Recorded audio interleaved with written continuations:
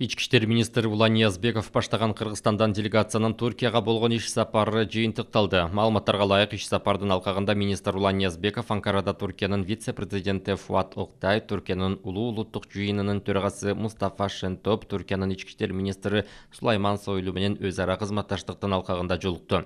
Анда эки өлкөнүн экономикалык, саясий жана маданий кызматташуусу, коопсуздук күчтөрүнүн ортосунда тажрыйба алмашуу демилгесин мындан ары да ишке ашыруу жана укук коргоо органдарынын өз ара тыгыз кызматташуусун жаңы тепкичтерге көтөрүү маселелери жогорку деңгээлде талкууланды. Жолугушуунун жүрүшүндө түрк полициясынын коомдук коопсуздукту камсыздоодогу жетишкендиктери, санариптештирүү иштери, анын алкагында электрондук башкаруу тармактары, кылмыштуулуктун алдын алуу жана аны менен күрөшүүдө ДНК лабораторияларын ачуу жана иш алып баруу, биометрикалык технологияларды жана учкучсуз учуучу аппараттарды колдонуу иштери менен таанышты.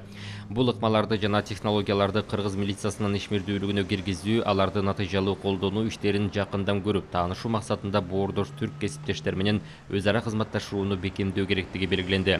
Иш сапардын алкагында ички иштер министрлигинин делегациясынын мүчөлөрү Түркия ички иштер министрлигинин бир катар түзүмдүк бөлүмдөрүнүн ишмердүүлүгү менен таанышты.